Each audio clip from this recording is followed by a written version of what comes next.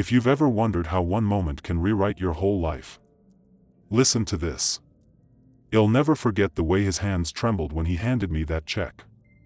$23,000. I remember staring at the number so long, half expecting it to disappear if I blinked. Leonard Drayton, 83, sat in the back of my old 2016 Honda Accord, the one that still smelled faintly of fertilizer from when I used to run a landscaping business. Outside, October rain pounded the windows so loud I could barely hear his voice, but somehow his words broke through like they were meant for me alone. "You remind me of someone I lost," he said softly, pressing a business card into my palm. His fingers shook, his eyes glossy with tears he refused to let fall. Something about that moment felt bigger than coincidence, like the universe had been waiting years for us to cross paths. 12 hours later, Leonard Drayton was dead. I learned from his lawyer, who called me just after 6 in the morning. The same car I'd used to drive him was parked outside the cheap motel I was calling home. And that day, inside a marble office downtown, I heard the words that made no sense. A man I'd known for less than a day had left me $76 million. But to understand that moment, you have to know how far I'd already fallen. 6 months earlier, I was sleeping in that same car. The back seat was cracked leather, cold, and smelled like burned coffee and lost dreams. It had become my bed, my office, and my cage.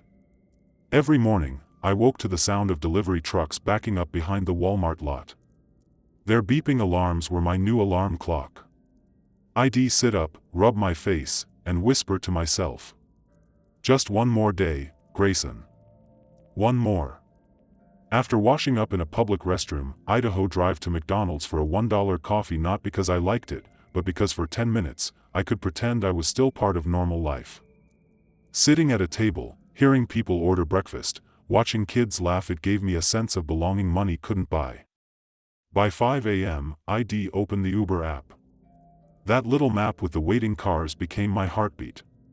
Every ping meant hope, maybe gas money, maybe food, maybe another night with a roof over my head. I wasn't chasing success anymore.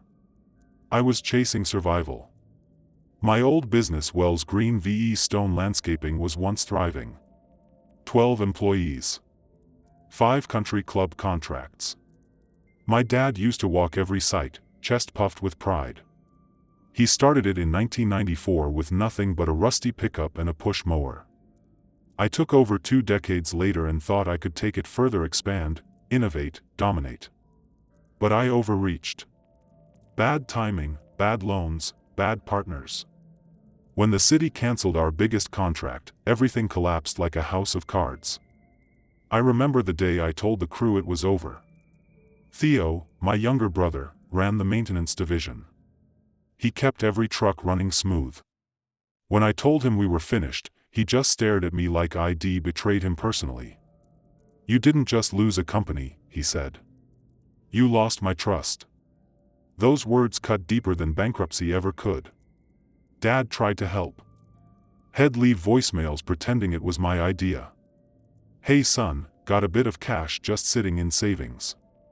Maybe you can help me put it to work." He was trying to protect my pride. And I was too stubborn to accept it. Some nights I'd eat cold ravioli straight from the can because I couldn't afford to use the gas station microwave. The Uber app became my lifeline. Every ping, a reminder that I wasn't completely invisible. That October morning, the rain came down like the sky had given up holding it back. Boise rain has a way of cutting through you like winter's early warning that you're not ready. My wipers just smeared the water across the glass, and the world outside looked like it was melting. I'd been up since 4, already done 3 rides. After gas, I had $44 left, enough for another day renting my storage unit, but not for dinner. Then my phone pinged again. Airport pickup, Terminal C, destination, downtown. I almost declined. 45 minutes each way meant wasting fuel I couldn't afford. But something told me to hit accept. "Just one more day," I whispered. As I drove, I passed the country club we used to landscape. The cherry trees I'd planted were still standing, cared for by whoever took over our contract after I went under. Funny how success fades faster than the work you leave behind. When I pulled up to Terminal C, he was already there. Tall, elegant, silver-haired. His coat probably cost more than my car. But it wasn't the wealth that struck me, it was the loneliness in his eyes. "Thank you for coming in this weather," he said, voice soft but steady. I loaded his single leather suitcase into the trunk and glanced at him through the mirror. For the first 10 minutes, he said nothing, just watched the rain. Then finally, "What brought you to driving, Mr. Wells?" "Grayson Wells." He nodded slowly. "And before this?" "Landscaping. Family business. Went under." "Ah," he murmured. "So you've buried things too." I didn't know it yet, but that drive would change both our lives forever. Leonard Drayton stood outside the airport like he'd been waiting there for decades. His silver hair was perfectly combed despite the wind whipping across Terminal C, and his dark wool coat looked like it had stories older than me. He didn't carry much, just a single leather suitcase that probably had more history than I did. "Thank you for braving the weather," he said, smiling faintly as he climbed into the back seat.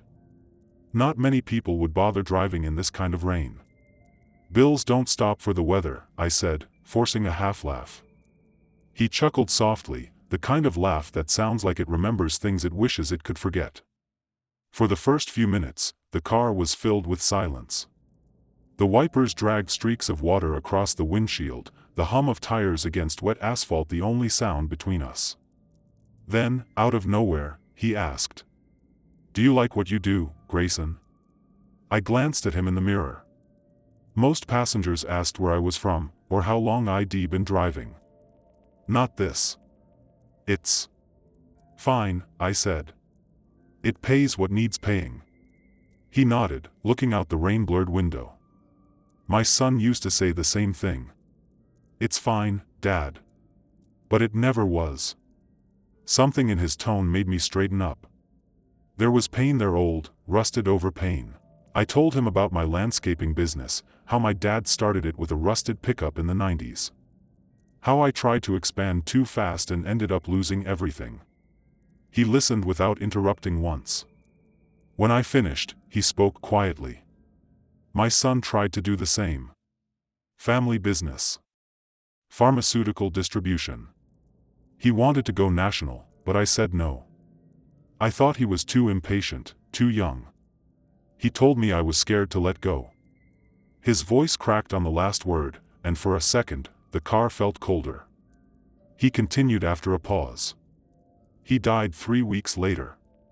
Motorcycle accident. Had been drinking. Angry at me, I think." The silence that followed was heavier than the rain. I caught his reflection in the rearview mirror. His eyes were wet but distant, like he wasn't seeing the highway anymore, just some moment frozen decades ago.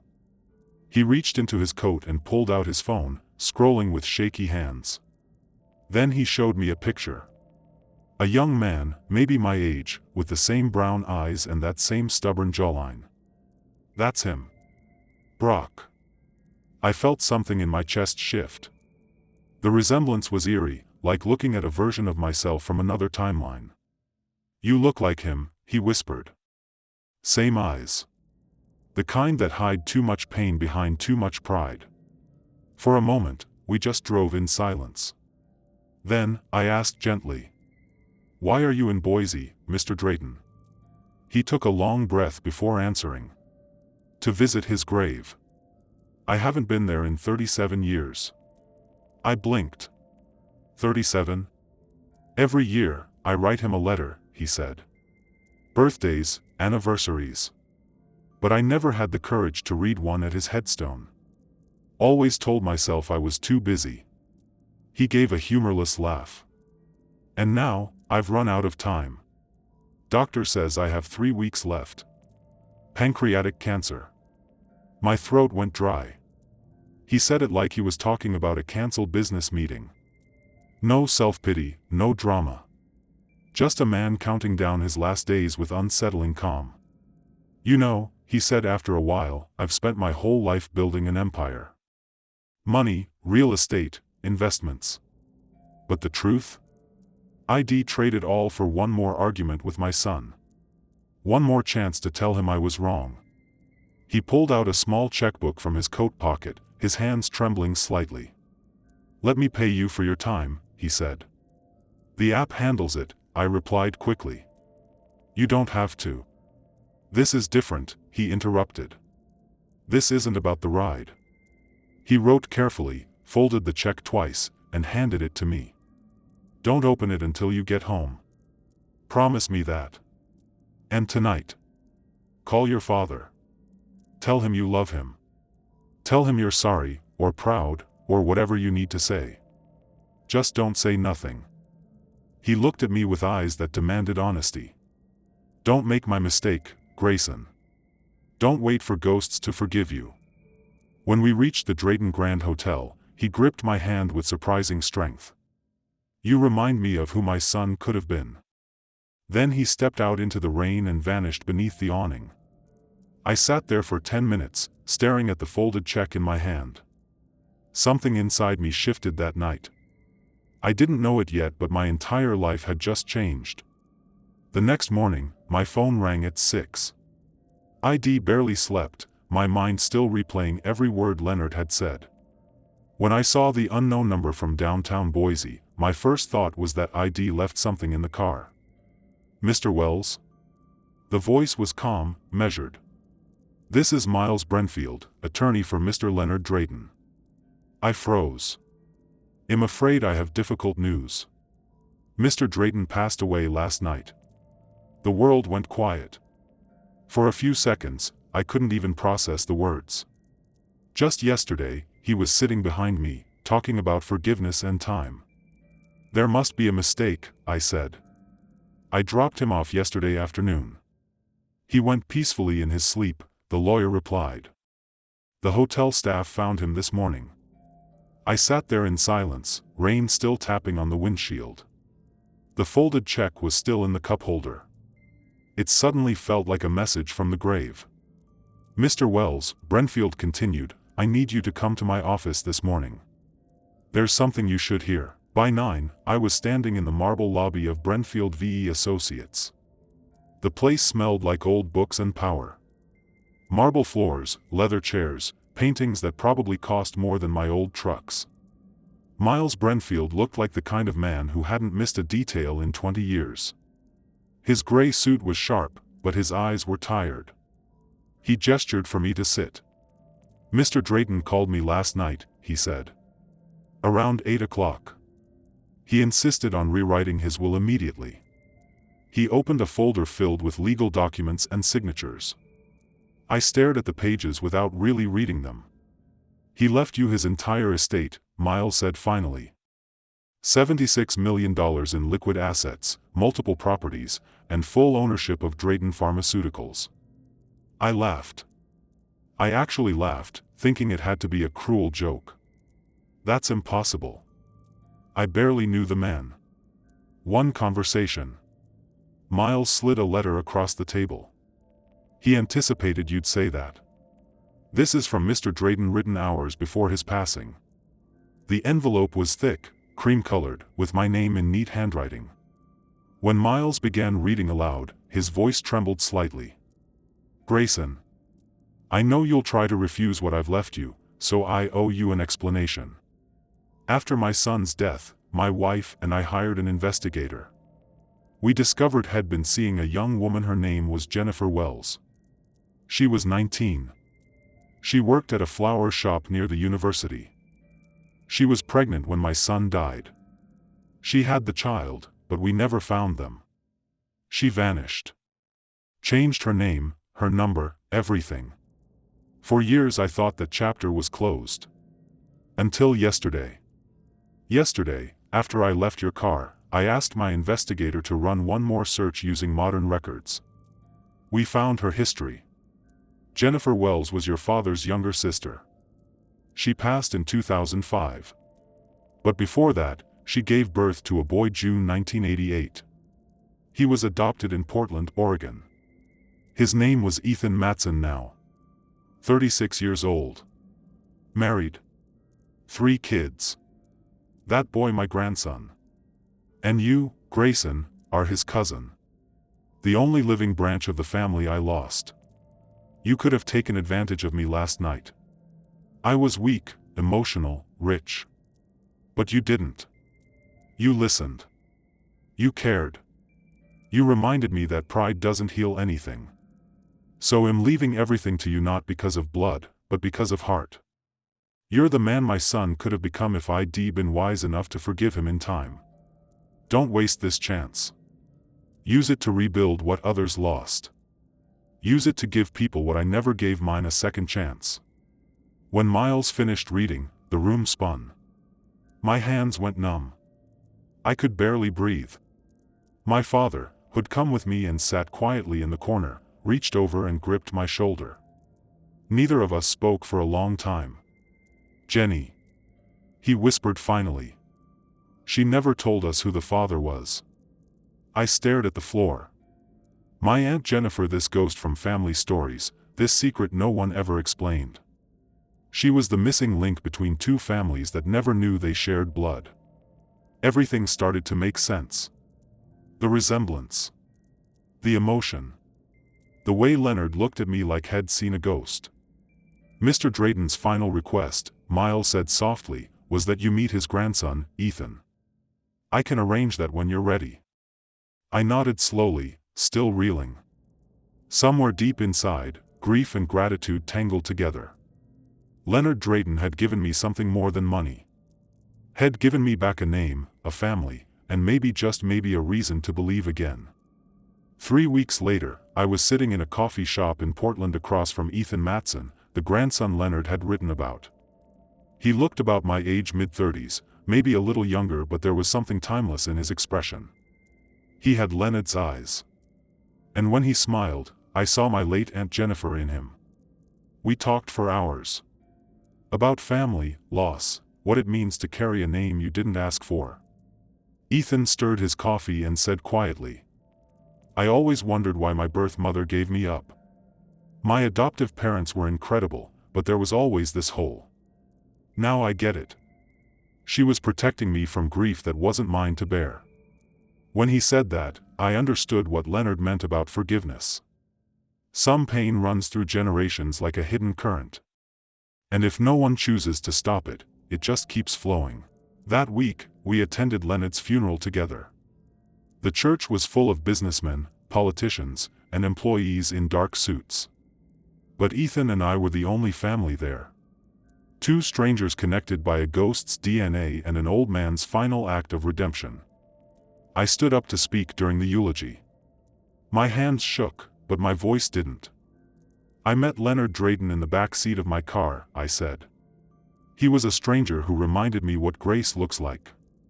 He didn't just give me money. He gave me the courage to start again. When I stepped down, Ethan hugged me like we'd known each other our whole lives. After the funeral, I knew I couldn't just spend Leonard's fortune. That would have cheapened everything he stood for. So I did something that would have made him smile. I started the Drayton Wells Foundation, an organization built to help small business owners who'd failed and wanted a second chance. Not handouts. Hand-ups. We offered bridge loans, mentorship programs, and free financial consulting for people who'd lost everything but still had the will to rebuild. The same way Leonard had seen me. When I told my brother Theo about the plan, he stood in his doorway, speechless for a full minute. You're going to use that inheritance to help people who messed up like we did?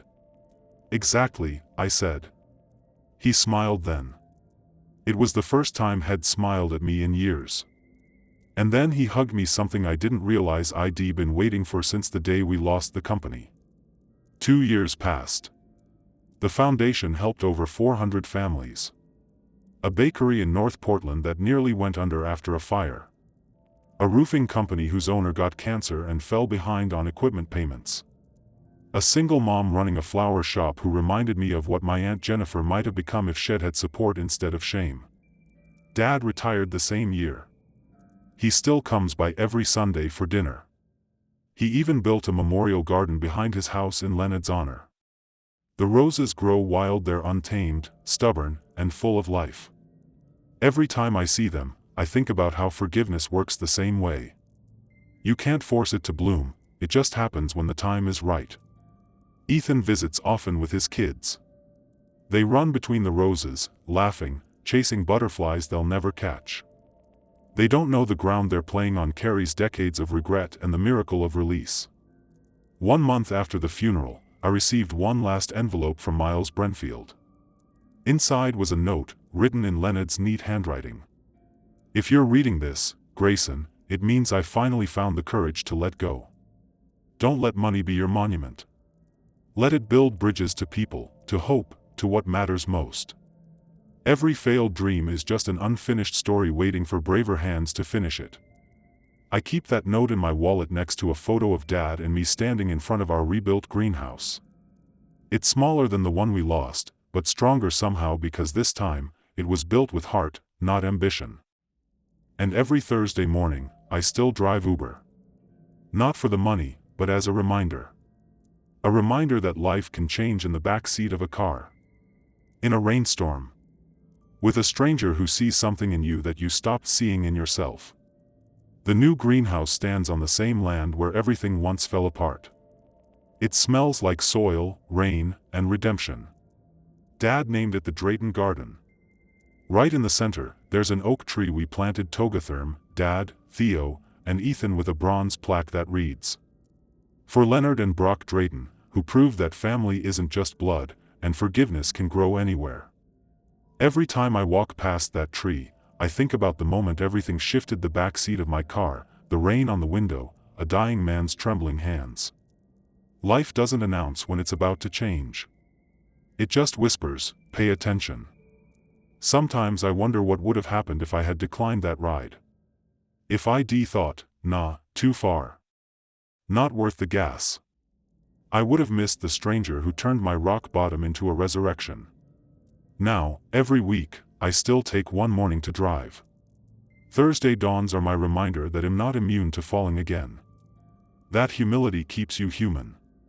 That maybe, just maybe, God, fate, or whatever you believe in speaks to us through the people we least expect. Last Thursday, a woman got into my car, eyes red from crying. She told me her restaurant had failed, that she'd disappointed her parents who'd spent everything helping her open it. She said she felt like she'd let everyone down. I listened, really listened, like Leonard once did for me. When the ride ended, I reached into the glove box and handed her a business card. The Drayton Wells Foundation logo gleamed in silver ink. "Someone once helped me when I didn't think I deserved it," I told her. "If you're ready to rebuild, call this number." She looked at the card, then at me, her voice shaking. "Why would you help a stranger?" I smiled. Because 37 years is too long to wait for forgiveness. And sometimes, strangers are just family we haven't recognized yet. She cried again, but this time, they weren't the same kind of tears. I used to think failure was an ending. That once you lost everything, you were supposed to disappear. Now I know failure is just an intermission, a pause before the story turns. Every time someone walks through our greenhouse doors, whether it's a small business owner looking for help, or a kid planting flowers for the first time, I see pieces of myself. Pieces of Leonard. Pieces of everyone who's ever been broken but decided to rebuild anyway. People ask if I feel like I deserved what Leonard left me. The truth? No. But maybe that's the point. Grace isn't something you earn, it's something you accept, so you can pass it on. So if you're listening to this wherever you are, however bad things look right now, this is your sign. Call the person you've been avoiding. Forgive the one who hurt you, or the one you've hurt. Start that thing you've been too scared to try. Because you never know when the universe might sit someone in your passenger seat and change everything. You are one conversation away from a new chapter. One act of kindness away from healing something ancient inside you. One yes away from rewriting your story. I keep Leonard's card in my wallet, the one he gave me that rainy morning. I didn't notice the note on the back until weeks later. His handwriting was steady, written before the cancer made his hands shake. Every ending is just a beginning waiting for brave enough hands to build it.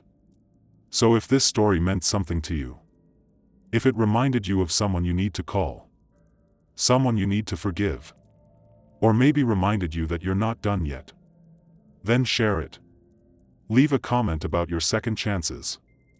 And subscribe, not for me, but because stories like this remind us we're all connected by invisible threads of grace. The rain still falls, the roads still glisten. And sometimes, hope looks like an old man in the back seat of a Honda, seeing something in you that you forgot was there all along.